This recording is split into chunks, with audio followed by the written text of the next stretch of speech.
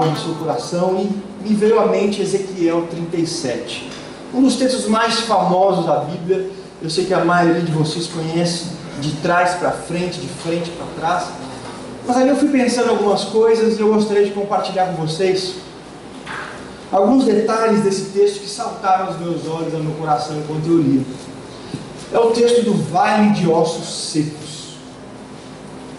É engraçado que a maioria das pessoas não faz a mínima ideia do que tem no livro de Ezequiel.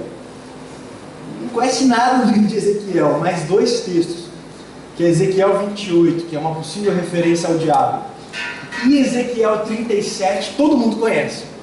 Então Ezequiel 37 é um dos textos mais conhecidos do Antigo Testamento. E é interessante que o texto parece um filme de terror às vezes.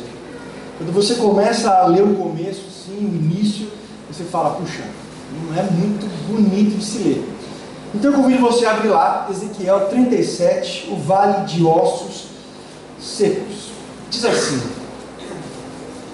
a mão do Senhor estava sobre mim, e por seu espírito ele me levou a um vale cheio de ossos.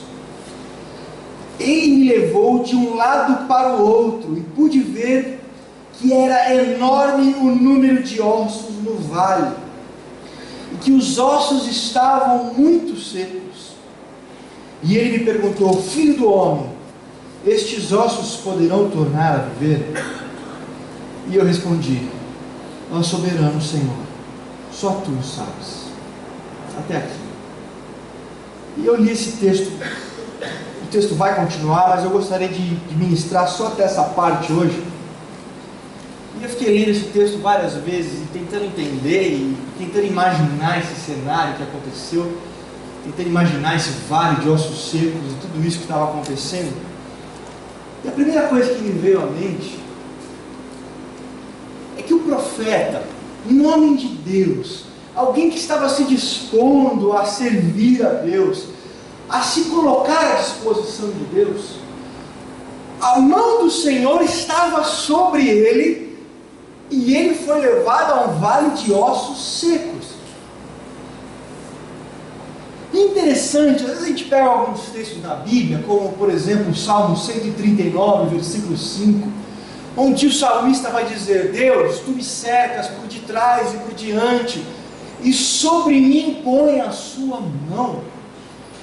Às vezes a gente lê um texto e ora um texto como esse, nós temos a impressão então de que quando Deus tem a sua mão sobre nós, significa uma vida de facilidades, uma vida de tranquilidade, uma vida onde coisas ruins não acontecem, uma vida onde crises não chegam, uma vida onde nós estamos sempre vivendo em pastos verdejantes, mas nunca queremos passar pelo vale da sombra da morte.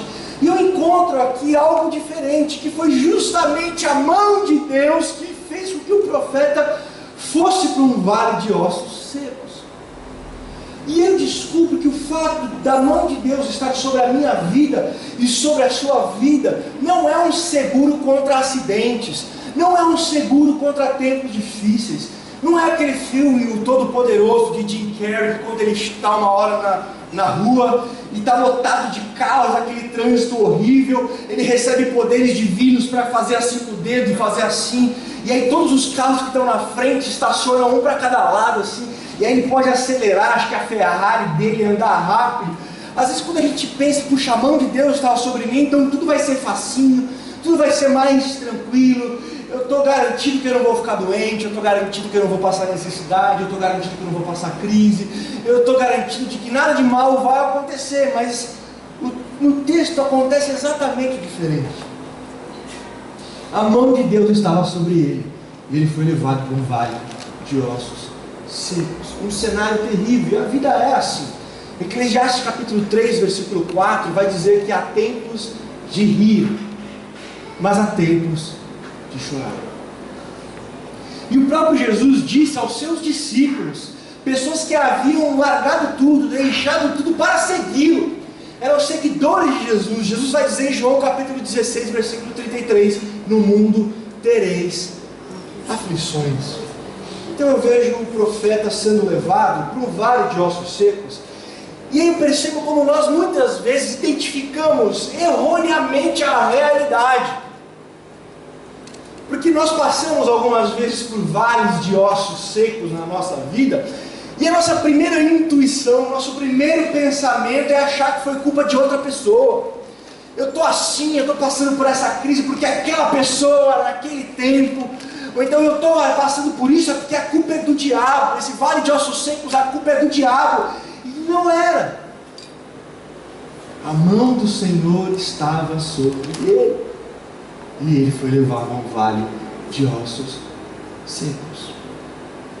E quando ele é levado nesse vale de ossos secos, eu gosto do texto que mostra que Ezequiel foi convidado a passear em volta deste vale, e a perceber aquela situação, aquele vale de ossos secos, realmente como ele era, e sentir o peso da realidade, da dureza, do terror daquele lugar. Um lugar cheio de ossos, e o texto vai enfatizar que eram ossos muito secos, sequíssimos, ou seja, haviam morrido, as aves do céu vieram, se alimentaram das carnes, os urubus da vida vieram, comeram a carne, limparam tudo, o tempo havia passado e só havia sobrado um cemitério aos olhos, um cemitério à vista. Então os ossos estavam sequíssimos.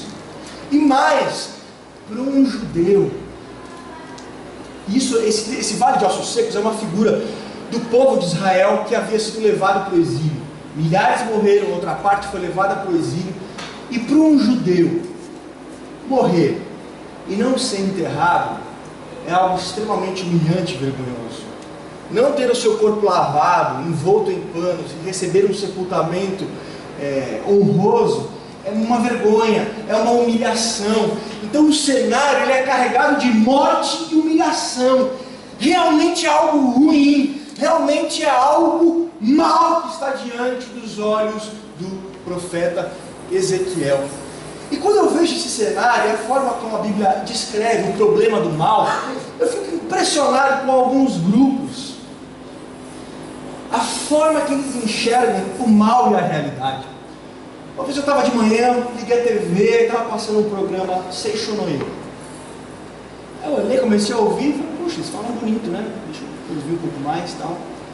Aí comecei a ouvir, aí eu ouvi umas coisas meio estranhas, falei, vou conhecer um pouco mais. Peguei um livro que se chama Convite à Prosperidade, escrito pelo fundador da seita Seishonoe. Aí quando eu li o livro, na página 16, na página 27, na página 71, eu li algumas coisas que eu mal podia acreditar. Olha o que ele escreveu: os males não têm existência real, nada mais são do que simples sombra da imaginação. Aí eu falei, continuei na página 27, o mal, a infelicidade, a doença, a depressão econômica apagam-se quando são firmemente negados, porque eles nada mais são do que ilusões falsamente criadas pela mente. Os sofrimentos, na página 71, os sofrimentos nada mais são do que projeções da nossa mente em ilusão. Quando eu li isso, eu falei, essa pessoa ela deve estar vivendo muito tempo em mosteiro, reservada do dia a dia, reservada da realidade. Será que as famílias que nós encontramos destruídas, maridos às vezes agredindo e matando esposas e vice-versa, filhos sendo espancados em casa, é apenas uma ilusão da mente? Que se eu negar veementemente e fizer o pensamento positivo, vai desaparecer e não vai ser mais mal? Será que um país como o nosso, tão rico, mas tão corrompido, com tanto abuso, com tanta miséria também, com tanta corrupção, é apenas uma ilusão da mente, uma fantasia da nossa ideia?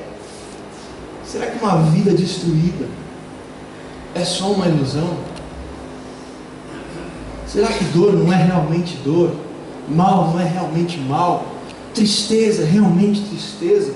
Será que doença não é realmente doença e morte é realmente morte? Será que perder não dói? e deve ser chorado e lamentado? Ou até mesmo na igreja? Será que muitas vezes a igreja de Jesus não perde o foco e se aliancia e se perde em coisas que não são boas, que são realmente más?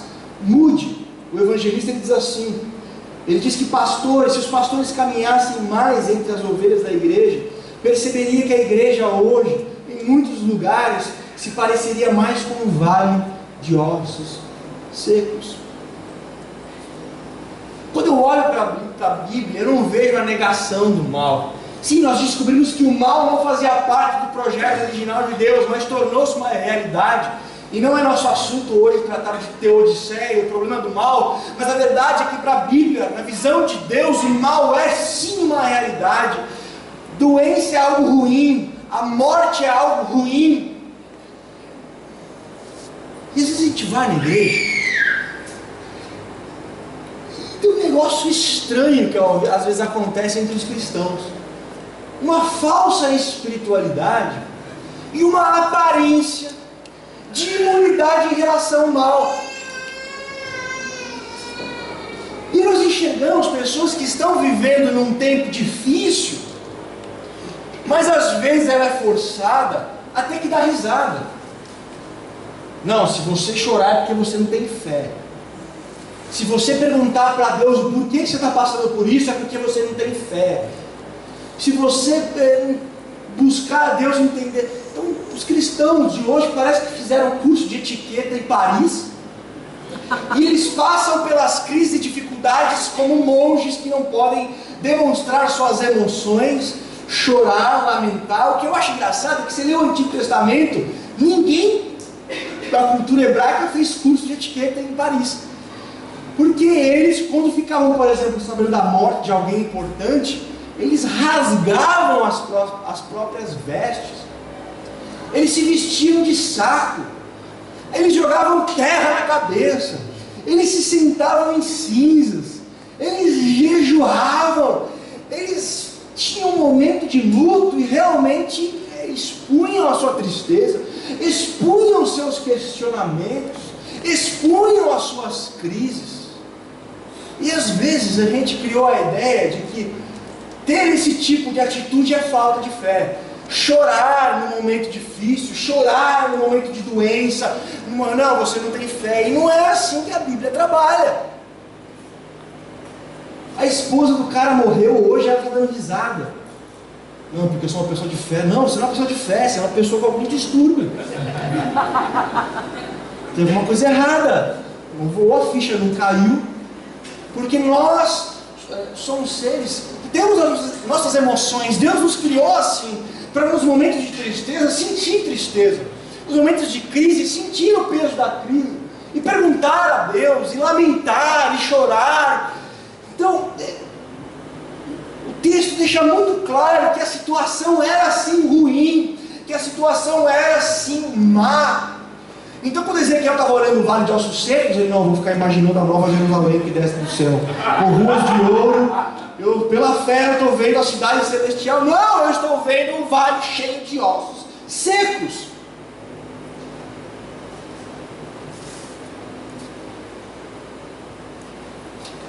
É por isso que Romanos 8 vai trazer a ideia da criação que geme, e nós também gememos, e o Espírito Santo gemendo. Mas a criação gemendo e nós gemendo é diante da realidade do mal, do sofrimento. Quando nós olhamos a criação de Deus, nós percebemos que ela é boa, que tem muita coisa boa na criação, mas tem muita coisa fora do eixo, errado, que algo se perdeu no caminho. Por isso nós gememos, mas só é capaz de gemer pela realidade do país, pela realidade da nossa família, pela realidade da nossa vida, aqueles que se mantêm lúcidos e percebem a realidade do mal, e chamam mal de mal, doença de doença, tristeza de tristeza, morte de morte. O cristão não é chamado para viver no fantástico mundo de Bob, ele é chamado para viver na realidade em que ele vive. O texto ainda vai dizer, Deus vai se virar para Ezequiel e vai dizer: Ezequiel, só que ele não vai chamar de Ezequiel, vai chamar filho do homem. Filho do homem, poderão esses ossos viver? Filho do homem em Jesus tem duas aplicações. A primeira é que Jesus se fez homem. Mas em Jesus, Filho do homem, é uma referência a Daniel, capítulo 7, versículo 13, onde se tem uma figura divina, a quem é dado todo o poder e toda a autoridade nos céus e na terra. Mas nós todos, que não somos Jesus, Filho do homem a nós se refere exclusivamente à nossa humanidade. E Isaías capítulo 51, versículo 12, Deus vai falar: não temam os homens que são mortais, e os filhos dos homens que se tornarão erva. Então a expressão filho do homem, filho de Adão, no sentido original que está escrito, é essa referência da nossa limitação, é essa referência da nossa brevidade de vida, dos nossos limites, de como nós somos fracos e limitados. É por isso que o Salmo 103, versículo 14, vai dizer assim: Ele conhece a nossa estrutura e sabe que somos pó. Ou então Eclesiastes capítulo 3, versículo 20, que diz: todos vieram do pó e todos ao pó tornarão. Ou então o Salmo 104, versículo 29, que diz: se Deus tira a respiração do homem, ele logo morre. E eu peguei uma historinha de criança, assim, um dia abri um gibi de uma história de crianças e encontrei um personagem dizendo isso: a vida é tão passageira, tão frágil, cada respiração pode ser a última. Falei, que isso? A Bíblia apareceu no gibi aqui. E essa é uma realidade da nossa vida. Não só nós às vezes vivemos vales de ossos secos, situações difíceis de crise, situações complicadas, e quando nós nos enxergamos no meio dele, no meio deste vale, nós percebemos toda a nossa limitação, que somos pó, que Deus se tirar a nossa respiração, a gente não dura nada. Olha o que diz o Salmo capítulo 90, versículo 10: o tempo de nossa vida é 70 anos, mas se alguns pelo vigor chegam a 80, o melhor deles é canseira e enfado. Vai pesar, vai ficar complicado. E o versículo anterior, o versículo 9 do capítulo 90 do Salmo, vai dizer assim, no finalzinho: passam-se os nossos dias como um conto ligeiro. Sabe o que é um conto ligeiro? Aquela historinha curtinha. Isso é a minha vida, e isso é a sua vida. Hoje nós estamos aqui fazendo planos para a virada de ano, e nós não sabemos se vamos chegar na virada de ano, porque nós não controlamos isso. Hoje de manhã sumiu um avião na Indonésia com 162 pessoas, está desaparecido, estão fazendo buscas agora. Essas 162 pessoas, com certeza, estavam contando que passariam 2015, que entrariam em 2015. Agora o avião está sumido e nós não sabemos o que aconteceu. Ontem em Bertioga, uma família, pai, mãe, filha, piloto, provavelmente acho que a babá também, 5 pessoas estavam num helicóptero em Bertioga, e o helicóptero caiu, eles morreram. Com certeza eles tinham vários planos para o Réveillon, com certeza tinha alguma festa programada, alguma coisa programada, mas o homem é isso, o homem não controla um minuto depois dele. Nós não sabemos se daqui 1 minuto nós vamos estar vivos, ou se uma veia vai entupir e nós vamos morrer. Filho do homem, poderão esses ossos viver? Um escritor, Rubem Alves, que faleceu há pouco tempo, ele tem um texto muito interessante que é O Tempo e as Jabuticabas. Depois você pode ler inteiro no Google. Mas ele disse assim: contei os meus anos e descobri que terei menos tempo de vida para viver aqui para frente do que já vivi até agora. Sinto-me como aquela menina que ganhou uma bacia de jabuticabas. As primeiras ela chupou displicente, de forma displicente, mas percebendo que faltavam poucas, rói o caroço. E a gente percebe às vezes, quando a gente menos espera, a gente olha e fala: puxa, eu tenho mais passado do que futuro.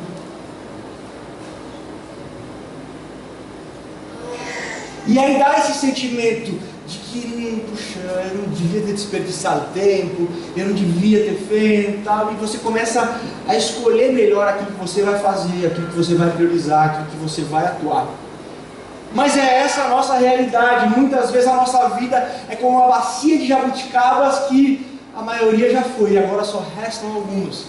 E a gente nunca sabe quando. O pastor Ariovaldo Ramos, ele tem uma frase interessante, ele diz assim: quem não sabe quanto tempo tem sempre pouco tempo.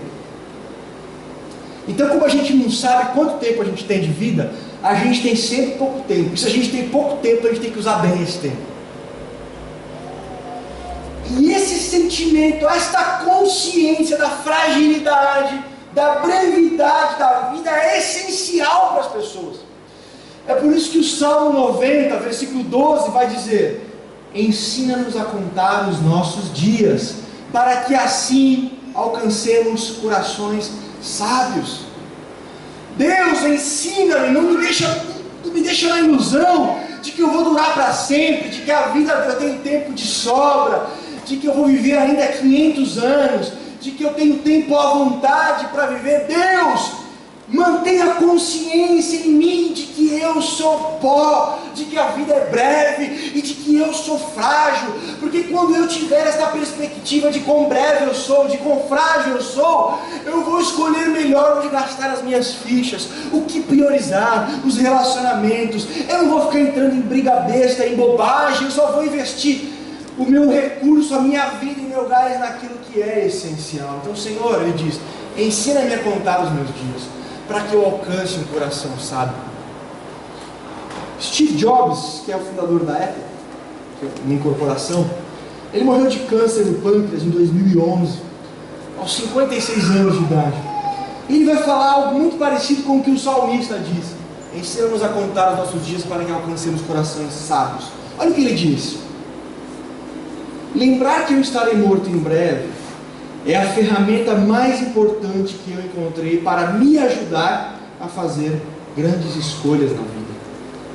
Porque quase tudo, todas as expectativas externas, todo o orgulho, todo o medo de se envergonhar ou de errar, isto tudo cai diante da face da morte, restando apenas o que realmente é importante. Lembrar que se vai morrer é a melhor maneira para eu evitar em pensar que tenho algo a perder. Você já está nu, não há razão para não seguir o seu coração. De forma geral, essa ideia que ele vai trazer de que ter em vista de que nós somos breves, que nós somos frágeis, que o nosso tempo está passando, que em breve nós vamos morrer, é o que vai manter os nossos pés no chão, diante de um mundo tão fantasioso quanto o nosso, onde há tantas promessas, tanta fantasia, tanta propaganda, tanta coisa para a gente achar que vai durar para sempre. E a Bíblia vem falar: olha, não perca de vista a realidade da sua limitação.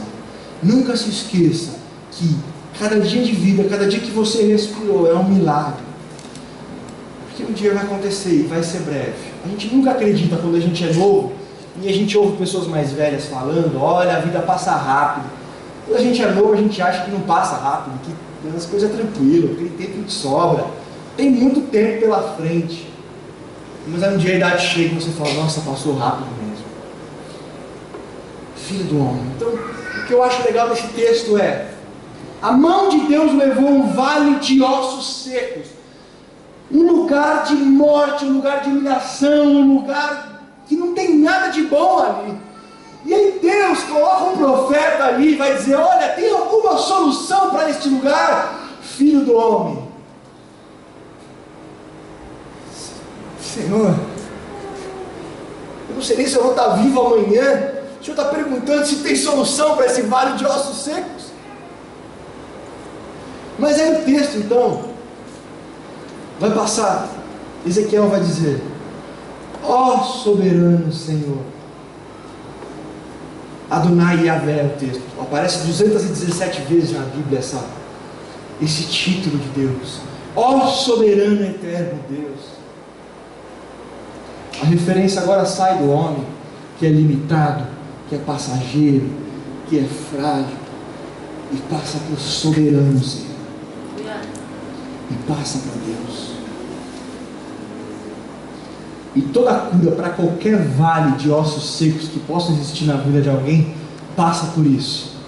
Passa pelo reconhecimento de quem nós somos e a percepção de quem Deus é. quando a gente perde essas realidades na nossa vida, não há nenhuma esperança para os vales de ossos secos que surgem na nossa vida e no nosso coração. O Salmo capítulo 90, versículo 2 vai dizer: antes que os montes nascessem, antes, Deus, que tu fundastes a terra e o mundo, de eternidade a eternidade, tu és Deus. Enquanto nós duramos pouco, enquanto nossa vida é um conto ligeiro, Deus, antes que os montes nascessem, de eternidade a eternidade, Ele já era, Ele já existia. Olha que lindo o cântico que Paulo vai trazer ali em Romanos capítulo 11, a partir do versículo 33. Paulo vai dizer: ó profundidade das riquezas de Deus, tanto da sabedoria como do conhecimento de Deus. Quão insondáveis são os seus caminhos, quão inescrutáveis são os teus pensamentos. Porque quem compreendeu a mente do Senhor? Quem deu algo primeiro para Ele, para que depois Ele desse? Não, porque dele, por Ele e para Ele são todas as coisas. Glória, pois, a Ele eternamente. Amém. Isaías capítulo 43, versículo 13 vai dizer: antes que houvesse o dia, eu sou, e ninguém há que possa escapar das minhas mãos. Operando eu, quem impedirá? Daniel capítulo 2, versículo 21, ele vai dizer: és tu, Senhor, quem estabelece as estações e as épocas, quem estabelece os reis e também os faz cair, quem dá sabedoria aos sábios e entendimento para aqueles que entendem. E você passa do Filho do Homem, ilimitado que somos nós, e começa a olhar para Deus, e as coisas começam a mudar, e as coisas vão começar a mudar no coração de Ezequiel, porque se a gente parar e só ficar olhando o vale de ossos secos, a casa vai cair. A gente passa muito tempo olhando para o vale de ossos secos e para a nossa limitação, e esquece de falar: peraí, existe um soberano Deus, que não perdeu o controle das situações, que não perdeu o controle das realidades, que a mão dele está sobre mim. E se ele me trouxe para um vale de ossos secos, é porque a mão dele está sobre mim, aqui no vale de ossos secos. Eu prefiro estar com Deus, com a mão dele sobre mim, num vale de ossos secos, do que estar num paraíso tropical, sem a mão de Deus sobre mim. Eu acho muito legal Isaías capítulo 6, versículo 1, que diz assim: no ano em que morreu o rei Uzias. Aí você fala: ih, texto ruim, texto de morte, texto de dureza. Eu vi o Senhor assentado num alto e sublime trono. Deus continua no seu trono, Deus continua no controle. As rédeas da história não se perderam. Sempre que acontece alguma coisa no nível do país, no nível da sua casa, da minha casa, da igreja, às vezes a gente fica ansioso. A gente não pode se esquecer que Ele continua sentado num alto e sublime trono. E essa referência em Jesus, em Deus, o Jó 42, versículo 2, ele vai reconhecer: Deus, eu bem sei que tudo podes e que nenhum dos teus pensamentos pode ser impedido.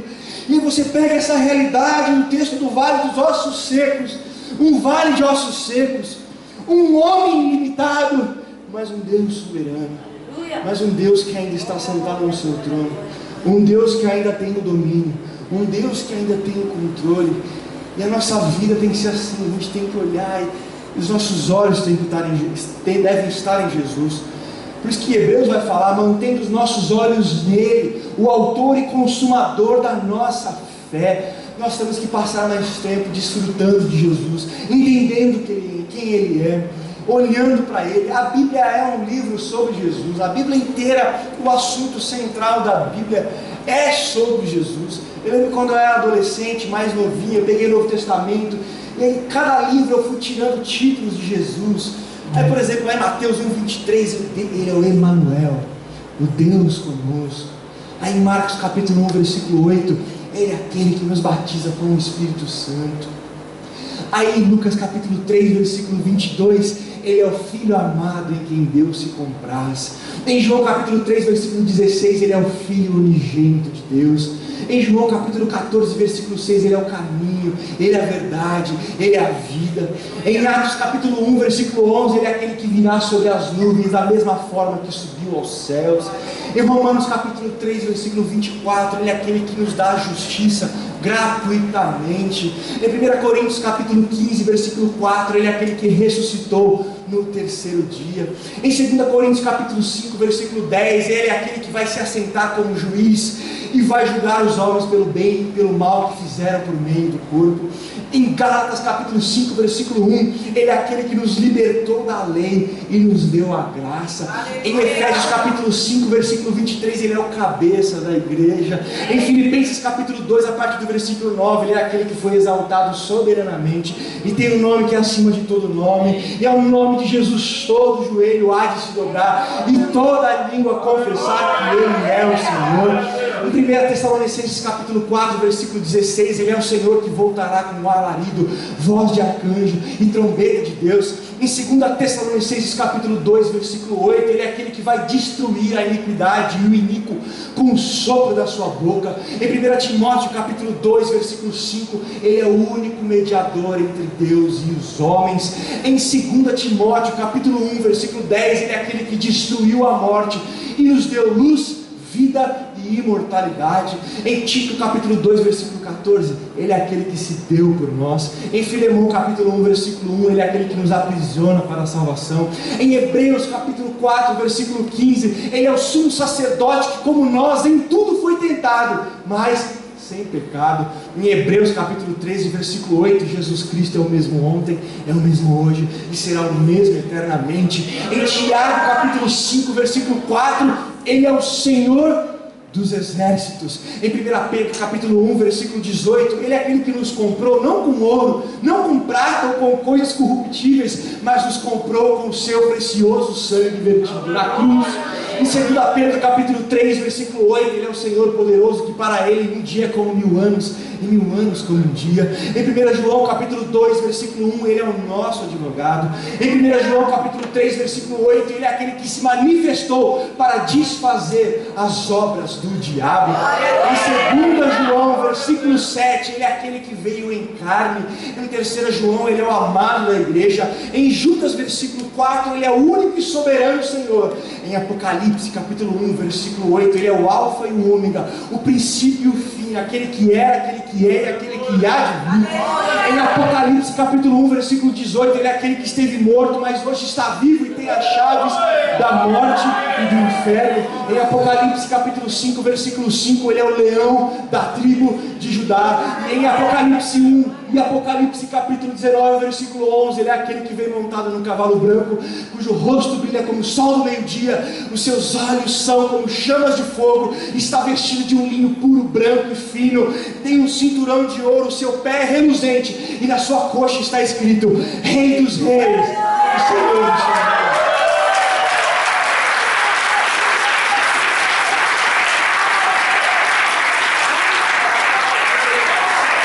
E é isso que Ezequiel vai perceber. Ele está num vale de ossos secos, filho do homem, na sua limitação, mas ele ainda consegue enxergar um soberano Deus, um soberano Senhor, um Deus poderoso. E nessa hora nós somos levados ao Salmo 8, versículos 3 e 4, que diz: quando eu olho os céus, quando eu olho a lua, quando eu olho a criação, quando eu olho tudo que Deus fez, quem é o homem para que dele te lembres? E quem é o filho do homem para que por eles tu te importes? E quando a gente entende esse cenário, irmãos, para encerrando, é o que a gente vai fazer, aquilo que Ezequiel fez. Quando a gente entende as situações de vale de ossos secos que nós vivemos, e nós entendemos a nossa limitação, como nós não somos, como nós passamos, quão frágeis e temporários nós somos, mas aí nós enxergamos um Deus no alto sublime trono, que tem o controle, que tem toda a sabedoria, todo o poder infinito. Só existe uma reação possível: Filho do homem, poderão estes ossos viver? Ó soberano Senhor, só Tu sabes. Só tu sabes. E há vales de ossos secos na nossa vida, que a única forma de agir diante deles é olhar para Deus e dizer: Deus, essa situação aos meus olhos não tem jeito, mas só tu sabes. Eu entrego nas tuas mãos, eu entrego no teu controle, eu entrego para o Senhor decidir o que vai acontecer. Eu não consigo controlar esse vale, Senhor. Eu não consigo controlar esses ossos que morreram. Eu não posso dar vida, eu não posso refazer nada. Eu não tenho o que fazer, mas Senhor, só tu o sabes. Amém. Provérbios 14:12 diz que ao homem há caminhos que parecem ser direitos, mas o seu final é de morte. Jeremias 17:9 diz: enganoso é o coração do homem. E aí, quando nós estamos num vale de ossos secos, muitas vezes a nossa postura é: calma que eu vou arrumar uma solução. Me dá um super bonder aqui, eu vou colar essa galera toda e vai ficar um negócio bom aqui e tal. E a gente vai trabalhar, e a única realidade que vai ser do lugar é morte, ossos secos, humilhação.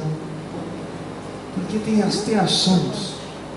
Isso tem a ver com o ano de 2015 e esse é o último culto do ano de 2014. Tem situações que você está enfrentando, que você vai enfrentar em 2015, que a única atitude a se ter, que a melhor posição a se ter, a única forma de encarar e entender essa realidade é dizendo: Senhor, só tu sabes. Eu entrego nas tuas mãos o meu 2015, aquelas situações onde todo o meu esforço não vale de nada, situações que só o Senhor pode mexer, situações que só o Senhor pode fazer. Eu não sei o que o Senhor vai fazer, Deus, mas é uma situação que só tu sabes. Eu lembro de uma história, para encerrar, de um cara que estava fugindo na mata, estava fugindo de duas pessoas que queriam pegar ele para matá-lo. E ele começou a fugir pela mata dentro, aí daqui a pouco ele entrou num corredor dentro da mata, e ficou no fundo dela, porque já não tinha mais saída, porque tinha uma grande rocha. Ficou no fundo dela ali orando, vai furar, né? Bom, correu, já corri, agora eu vou orar. Senhor, me ajuda, me livra, me liberta desses meus inimigos que querem me destruir, que querem acabar com a minha vida.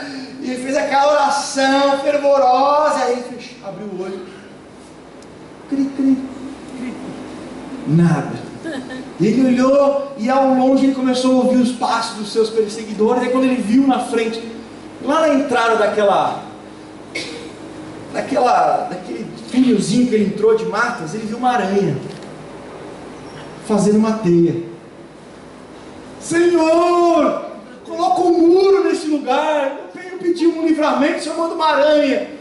Deus, tem misericórdia de mim, manda agora os anjos para construírem rapidamente um muro, tal, nossa casa, nossa vida, rapidinho, um muro bem alto. E aí ele olha, os passos vão aumentando o barulho e a teia de aranha, ele lá no fundo, lá escondendo, olhando. Em meio a todo o desespero, quando os homens estavam passando, ele estava escondido atrás de uma mata. Quando os homens passaram na entrada daquele corredor de árvores, de mata, um deles foi entrar, o outro falou: ô animal, você não está vendo que tem uma teia de aranha aí? Se ele tivesse ido por aí, você acha que teria uma teia de aranha? Vamos por aqui, que aí ele não está. E aí saíram correndo e foram embora atrás dele para outro lugar. Aí ele entendeu que os meus caminhos não são os caminhos de Deus. E é o que diz Isaías capítulo 55, versículos 8 e 9. Deus vai dizer: olha, os meus caminhos não são os seus caminhos, nem os meus pensamentos os seus pensamentos. Assim como os céus estão mais altos do que a terra, assim os meus caminhos são mais altos do que os seus caminhos, e os meus pensamentos mais altos que os seus pensamentos.